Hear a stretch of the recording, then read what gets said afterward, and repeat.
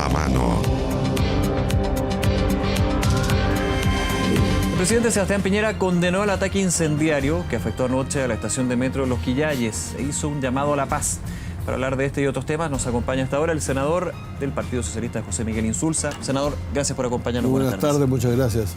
Muy buenas tardes. A ver, hablemos de seguridad y también de la violencia.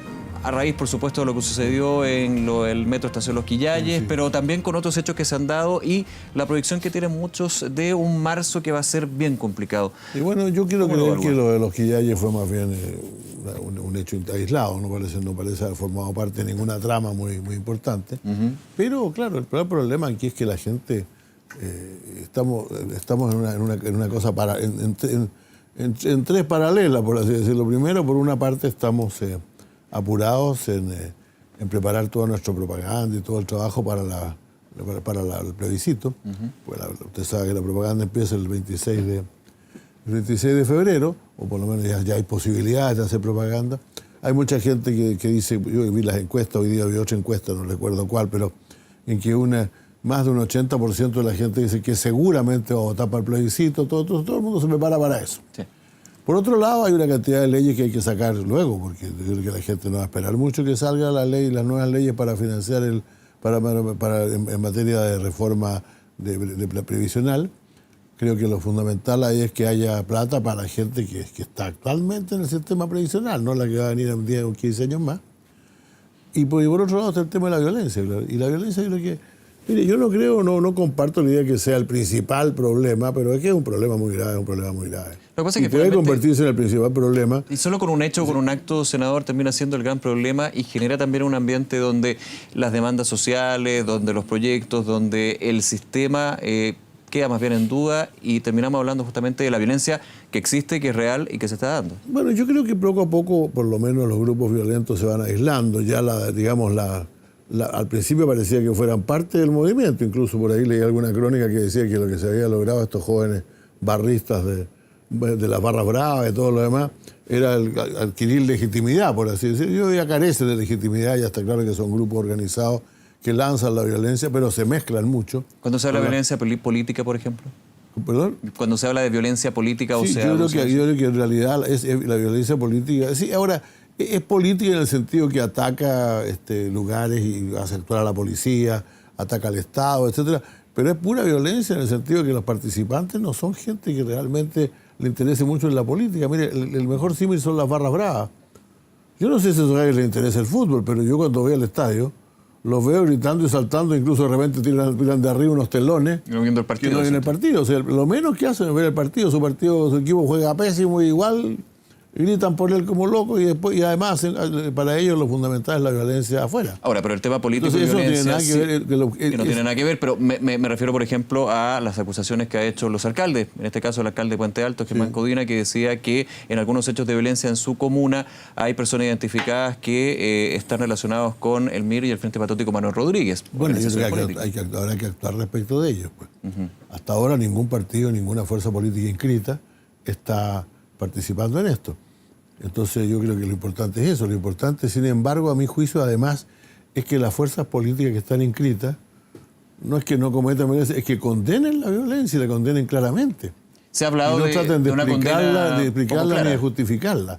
Yo creo que a veces... De hecho, el presidente Piñera dice, llamo a unirnos frente a la violencia sin ambigüedades. Bueno, es que el presidente está en otra cosa, porque esa es otra cosa. O sea, el gobierno está tratando de decir, mire, este proceso entero no camina porque hay violencia. ¿No? Yo creo que no camina porque no han mandado ellos las leyes, porque se han negado a hacer un montón de cosas por otra cantidad de razones. O sea, aquí hay culpas compartidas, no hay que echarle todas. Yo soy el primero, en decir, hace pocos días atrás, que este tema de la violencia precisamente era un tema muy grave. Y dije incluso que algunos de los nuestros tendían a confundir movilización con violencia. Y yo creo que yo he condenado profundamente eso. ¿Quién está confundiendo eso? ¿Perdón? ¿Quién está confundiendo eso o se nota más que confunde? No, yo creo que hay gente que confunde eso. Pues los que llevaron a los encapuchados al Salón de Honor del Congreso a un acto sobre derechos humanos, evidentemente tienen cierta confusión. Senador Navarro, claro, por ejemplo. Bueno, el senador Navarro era el organizador del acto. Entiendo que no sé si estaba ahí en ese momento, pero ciertamente su actitud no fue la mejor. Por los que hacen como un diputado juegos de niños disparando al presidente de la República. Diputado Gutiérrez. Exacto. Entonces yo creo que hay gente que sí, que confunde. Hay otra cosa que también... Hay mucha gente que se niega, por así decirlo, a entrar en la discusión. Y yo creo que eso no es bueno. Y tenemos que hacer todo claro que este es un país que tiene salida solamente por la vía pacífica, que no va a tener salida violenta. Y cuando, por ejemplo, cuando alguien dijo por ahí que el plebiscito, una vez que se eligiera la Asamblea Constituyente, se iba a disolver el Congreso y se iba a cambiar el gobierno y todo lo demás. Pero le contestaron poco, pues. No hubo suficiente fuerza para contestarle. De hecho, hubo una crítica bastante transversal. Sí, hubo crítica bastante transversal, pero sí, claro, no lo digáis más nomás. Ya no lo dijo más. Después dijo alguna especie de explicación que no fue explicación. Yo creo, francamente, que esas cosas hay que condenarlas con más claridad. Eso es lo que estaba planteando.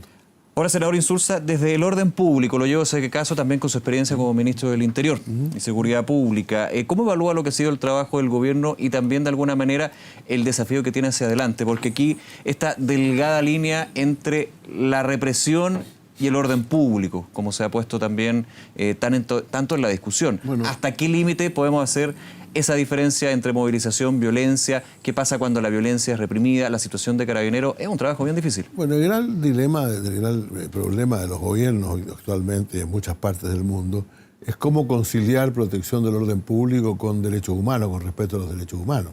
Y se puede hacer. En muchas partes se hace. En muchas partes se logra, en otras no. ¿Aquí se logra? Yo creo que el problema que tuvo precisamente el gobierno, no voy a enjuiciar al gobierno en esto, creo que el gran problema que tuvo fue que el estallido social, todos me preguntan cómo se dice, pues es que se le llama estallido social finalmente, ¿no?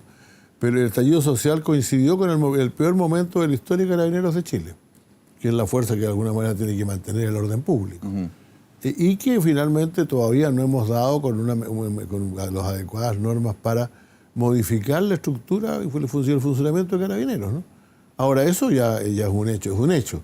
Creo que la debilidad de Carabineros ha sido, debilidad que entre paréntesis primero se debió al Paco Gate, como le llaman algunos. El desfalco en Carabineros. El desfalco en Carabineros, del cual la tropa, por cierto, estaba completamente ajena. Operación Huracán, y le sumó también la muerte. A los carabineros y a los suboficiales y a los cabos y sargentos les tocó un peso, pero de alguna manera los desmoraliza ver esto. Después estuvo la Operación Huracán, que tiene la mezcla rara esta de fraude y engaño. Sí. O sea, de fraude, o si usted prefiere de fraude o ignorancia, gente que simplemente le presentaban unos papeles ahí unas cosas diciendo, mira, así se intervienen estos los genera teléfonos, desconfianza y se lo creyeron. Entonces, desconfianza en Carabineros en el sentido de que sea capaz de hacer fraude en ese sentido, y al mismo tiempo de que haya oficiales que se pueden creer todo ese cuento. Y después el caso Catrillanca, ¿no? Que es un acto propiamente represivo y completamente injustificable. Entonces, todo eso además provocó la salida de como 50 generales de Carabineros, ¿no? Entonces yo pregunto siempre, imagínese usted que en un banco o una gran empresa de pronto sacan los 50 mayores ejecutivos. La verdad es que sería un caos, las ventas bajarían tremendamente, la producción se resentiría. Y en el caso de Carabineros, que es un ejecutivo, que es el general Mero Rosas, que están pidiendo que deje el cargo. Sí, pero el general Rosas venía de muy atrás. El general Rosas tenía como 5 años o 6 años como general. Si el comandante en jefe llega a general después de como 10 o 15 años por lo menos. Yo la verdad es que, mire, yo he dicho respecto al general Rosas, yo no creo que el general Rosas sea parte de la solución. No sé si es parte del problema, pero parte de la solución no es su salida, porque él manda muy poco. Pues. Hay poco ¿Tiene un problema de liderazgo el general Rosas? Es que no es un problema de liderazgo. Sí. El problema es que si los líderes en las instituciones, los líderes son los que son nombrados para mandar.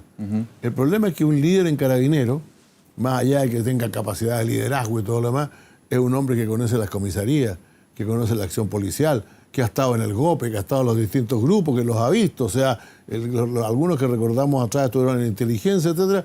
El general Rosa ha estado generalmente en comunicaciones y en información y en ese tipo de cosas, y en personal. Porque finalmente, claro, él fue decano del presidente de la República, cosa que también tuvo que ver algo, porque yo nunca entendí por qué cuando se fue Hermes Soto se sacó 13 generales junto con él, como lo que iba quedando. O sea, ya, usted dice que ahí prima la confianza. Para decir lo que dijo algún amigo mío, parlamentario del raspado de la olla. Entonces, la verdad es que yo creo que eso fue un daño muy grande a Carabineros de Chile. Reconozco que muchos tenían que irse, por cierto, se habían cometido fraude, pero no estoy seguro que fuera necesario sacar 13, de a 13, de a 10, todos juntos, ¿no? Yo creo que ese fue un error muy grave que se cometió. Senador Insulza, en ese punto usted dice con la salida, con sacar al general Rosas como general director de Carabineros no se soluciona este problema. Y lo llevo a lo que va a ser también, tras el receso legislativo, un punto que tiene que ver con el Ministerio del Interior. El ministro del Interior, Gonzalo Blumel, hay un ultimátum que se presentó de que si Rosas no salía de su cargo, acusación constitucional va contra el ministro Blumel. ¿Qué opina de eso? Mire, uno no debería opinar sobre estas cosas hasta que no, porque en realidad a nosotros nos toca votar las acusaciones constitucionales, pero yo creo que la acusación constitucional, como lo dije en la carta que escribí hace pocos días atrás, es un instrumento muy delicado, un instrumento muy fuerte. Usted fue muy crítico del camino que han tomado las acusaciones constitucionales. Porque así que uno no puede presentar acusaciones constitucionales a cada rato. A mí me recordó el gobierno de la Unidad Popular en que echaban un ministro todos los meses, todas las semanas, ¿no? Ahora, en esa época era algo distinto porque no perdía sus derechos políticos, entonces se le podía nombrar en otra parte. Pero igual muestra que un abuso de la institución provoca su completo desprestigio. O sea, por ejemplo, a mí me gustan las comisiones investigadoras buenas, pero si se forma una comisión investigadora para cada cosa ya deja de servir mucho. ¿Y las interpelaciones, por ejemplo? Bueno, las interpelaciones, a mi juicio, hay que cambiar el formato, por lo menos. ¿Qué formato? A mí me parece bien que los ministros tengan que dar cuenta al Congreso y sean interrogados por los parlamentarios. Pero esto es una especie de show que un diputado o una diputada se hace cargo de la fiesta y todos los demás escuchan el duelo entre el ministro y el diputado y generalmente el ministro viene mejor preparado, hecho sea de paso. Entonces yo creo que esos instrumentos hay que revisarlos bien. Ahora, la acusación constitucional, el gran problema en las acusaciones constitucionales es que no repitamos las acusaciones constitucionales por lo mismo. Nosotros, yo creo que el primer juicio que hubo del ministro del Interior fue un juicio al gobierno en realidad. Y se le criticó y se le sancionó, en el fondo se le condenó. Dice la acusación contra el ministro Chávez, Claro, pero en realidad en su calidad de ministro del Interior. Representante de un gobierno. Representante de un gobierno. Por ende, entonces, no se debería concretar una acusación contra ¿Para qué seguir con lo mismo? Si ya sabemos cuáles son los problemas. Yo creo que además el ministro Blumel, la verdad es que ha hecho un trabajo bastante arduo para tratar de corregir las cosas en Carabineros. Yo no tengo no quiero dar opiniones de ningún tipo en esta materia, digo porque vamos a llegar al momento en que tiene que decidir el Congreso, pero yo creo que una nueva acusación, y además que estas acusaciones como que son pruebas de quién es más gallina entre los parlamentarios. O sea, tú trae la firma, vaya a firmar o no vaya a firmar, y finalmente terminan firmando todo, incluso algunos que dicen que no están de acuerdo. Aparte se dice que son acusaciones siempre jurídico-políticas, pero terminan siendo más bien políticas que jurídicas. Evidente, y eso es un problema, o sea, porque es perfectamente posible, por ejemplo, decir, mire, este ministro cometió un gravísimo error. Pero yo voy a poner el caso de la acusación del intendente de Santiago. Él mismo reconoció que había sido un error anunciar algo que después ni siquiera habían hecho. Pero eso no es romper la Constitución, pues. Eso no es transgredir la Constitución. Y estos señores son acusables por transgredir la Constitución, no por meter la pata. Entonces yo creo que hay que tener mucho cuidado con las instituciones porque estamos usándolas un poco a la fuerza, ¿no? Y eso no es bueno. Senador Insulza, ¿cómo cree usted en ese contexto que va a retomar su función en el Congreso? Usted lo decía, hay proyectos, hay cosas pendientes, está el 26 de abril, hay un proceso constituyente y hay que seguir trabajando en los distintos puntos. Mire, si yo tuviera que elegir dos, para elegir uno nomás yo diría, sería hasta tres, ¿no? Sería de pensiones, el tema de pensiones, que ciertamente es muy complicado. El tema pero que se puede sacar, mal que mal está ya, había un cierto acuerdo de un 5% que se iba a repartir. Que ha cambiado radicalmente con respecto al ingreso. Y ahora va a los 6, este es mejor en realidad, digámoslo francamente. Lo que pasa es que hoy día... Aunque no convence todavía a la oposición. Es que muchos que se plantean que por qué tiene que entre comillas, fortalecerse a la AFP dándole un 3% más para gestionar y que tendría que gestionarse de otra manera. Yo creo que hay que buscar una solución a eso, pero lo importante realmente del proyecto de pensiones es que los actuales pensionados reciban más plata. No los que se van a pensionar en 5 o 10 años más. Eso también. Van a recibir mejores pensiones, pero que los actuales empiecen a recibir más. Entonces ponerle más urgencia a los que están actualmente. A los que están hoy día, pues el problema, hay mucha gente hoy día que está viviendo con pensiones bajísimas. bajísima, y que cotizó toda su vida, ¿no? Pues los que no cotizaron ya se aumentaron las pensiones. Estos son la gente que cotizó en la AFP, son las pensiones contributivas. Y las pensiones contributivas tienen que subir. Yo siempre he sido partidario del acortamiento del plazo, del tiempo en que se computa la pensión, porque la gente no se muere a los 110 años, en el que con suerte, o sea, ya llegamos más arriba de los 80. Claro.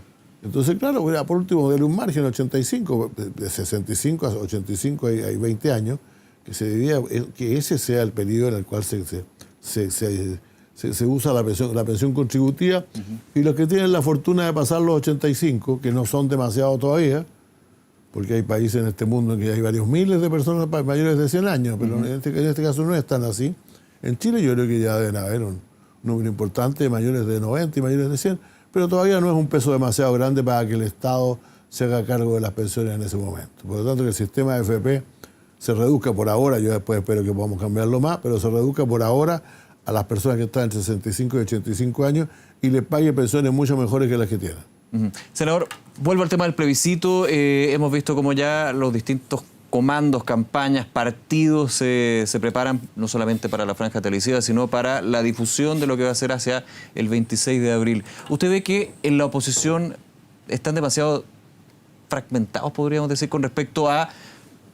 Le pongo el siguiente escenario. Desde la oposición está claro que todos van por el apruebo. Sí, bueno, ya es una ventaja sobre el otro lado. Ya ¿no? un check, digamos, pero cuando vemos que hay partidos que se agrupan a Frente Amplio, distinto de los partidos del PS, el PPD, por ejemplo. Pero al final todos van a votar lo mismo. Pero los mensajes son distintos. ¿Hay un tema de ego político finalmente por yo no sé, aparecer en la franja, por ejemplo? Le confieso que puede ser algo de eso. De hecho, estamos haciendo un esfuerzo grande ahora, que entiendo que están participando todos, salvo el PC probablemente, de tener una cortina común, o sea, de partir todo con un mensaje claro en un par de minutos en que diga, mire, esto es en común, tenemos que votar apruebo por tales y cuales. ¿Así como cosas. en el 88?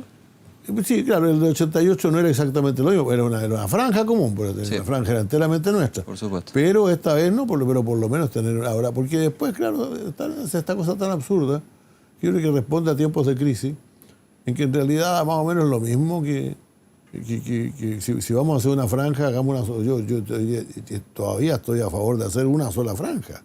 Que diga, las razones por las cuales hay que aprobar una nueva constitución, y las razones se han explicado muchas veces, y todo el mundo las tiene bastante claras, y todo el mundo dice lo mismo. Cuando usted le pregunta a alguien, ¿y para qué es una nueva constitución? Todos le dicen más o menos lo mismo. Bueno, ¿por qué no ponemos eso en una franja? ¿Por qué tenemos que mostrar los colores? Para ver, porque finalmente el que vota por la franja porque es del partido regionalista, el voto de él vale lo mismo que el que vota por la franja porque es de la democracia cristiana. Entonces, ¿por qué no meten todos juntos los votos en la urna, pues? ¿Y cómo ha visto la campaña desde el rechazo? Que ha tenido la verdad es que yo creo que ellos tienen una situación bastante complicada, ¿no? Yo lo reconozco, ¿no? Ellos están, porque no se puede, esto de decir rechace para reformar es un poquito ridículo. O sea, rechace. Cuando uno rechaza, nos quedamos con la constitución que hay. Pues. ¿Usted cree que no es viable solucionar los problemas en menor tiempo con reformas constitucionales? No, yo creo que no, porque hay temas, o sea, el gran tema aquí es el siguiente. Lo que pasa es que la constitución sufrió muchas modificaciones, sin ninguna duda. Entonces la constitución que tenemos hoy día es un híbrido entre el periodo dictatorial y el periodo de democracia, que no es transición, o sea, transiciones de 30 años no hay en ninguna parte, salvo probablemente en China, donde después de 4.000 años debe haber algunas transiciones de 30 años. Claro, algunos postulan que con una nueva constitución terminaría la transición en Chile. Sí, eso es absurdo. No, una nueva constitución esta fue la transición ya. Pero sí es innecesario, y la constitución que tenemos hoy es una constitución también de transición, pues se le cambiaron una cantidad de cosas y otras no. Por ejemplo, una falla que a mi juicio es notable, es las llamadas garantías constitucionales. A todo el mundo le parecieron generalmente bien escritas, se le agregaron algunas cosas de repente, etc. Pero cuando usted la mira, en realidad no es el derecho a la educación lo que se garantiza, es el derecho a crear establecimientos educacionales por quien quiera crearlos, pues. Es lo mismo el derecho a la salud, o sea, en el fondo, lo que está consagrando cada garantía constitucional es la garantía de los prestadores de servicios. ¿Se concentra en el edificio? Y no lo que proporciona, o sea, la educación es la más clara. El trabajo es lo mismo. O sea, el derecho al trabajo, que es bien importante en una constitución, porque yo creo que el gran problema del neoliberalismo es que nunca entendió que el mercado no genera empleo para todos, pues no genera empleo digno. Y empleo digno. Pero bueno, pero dejando eso, no dice toda persona tiene derecho a un empleo digno. Sí. Y el Estado tiene que preocuparse de que en la medida en que haya recursos y todo lo demás lo obtenga. No, dice toda persona, es decir, el derecho de cada persona a elegir su empleo. Sí, pero el que elige el empleo son algunos profesionales bastante destacados probablemente, y los otros no eligen empleo. Entonces, ese derecho tiene que ser, digamos, redactado de manera completamente distinta. Los pueblos indígenas, se ha hablado mucho de eso ya. El Tribunal Constitucional hay que cambiarlo por completo. Esa fue una insuficiencia de la reforma constitucional del 2006. Y por cierto, el Consejo de Seguridad Nacional. O sea, ¿qué hace ahí?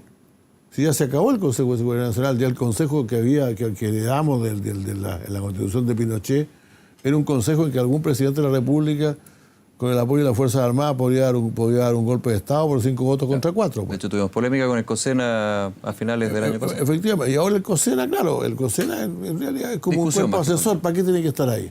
Entonces, tenemos una constitución de transición que viene de la constitución de la dictadura, pero que no es una constitución todavía plenamente democrática. Lo que hay que hacer es una constitución plenamente democrática. Me queda un segundo, senador Insulza, y cuando desde el lado del rechazo se dice, bueno, pero esta es la constitución de Ricardo Lagos. Es verdad, yo participé mucho en ella, y el objetivo de esa reforma constitucional, que en realidad promovieron además una cantidad de senadores, el proyecto tiene origen en el Congreso. El tema fundamentalmente era remover los enclaves autoritarios. Esto para el presidente era muy importante, ¿no? Si usted se acuerda, usted es muy joven de la campaña del plebiscito, para la campaña del plebiscito, el presidente repetía incansablemente: quieren dejar todo atado y bien atado. Esa era la frase clave. Entonces, lo que el presidente quería con la Constitución del 2006 era sacar las ataduras, pues el Consejo de Seguridad Nacional, la inamovilidad de los comandantes en jefe, el rol protector de las Fuerzas Armadas, de la institucionalidad, el sistema binominal. No salió todo de ahí, incluso salió el binominal de la Constitución, fue a parar con un quórum mayor a la ley orgánica constitucional. Sí. Entonces, eso se logró plenamente. Pero, por ejemplo, no hubo gran atención, hay que reconocerlo, no hubo gran preocupación por el capítulo primero de la Constitución, el preámbulo, por los pueblos indígenas y por otras cosas que fueron aflorando a medida que pasaba el tiempo. Senador Insulza, como siempre, muchísimas gracias por acompañarnos esta tarde. Muchas gracias a usted. Que esté muy bien, hasta luego.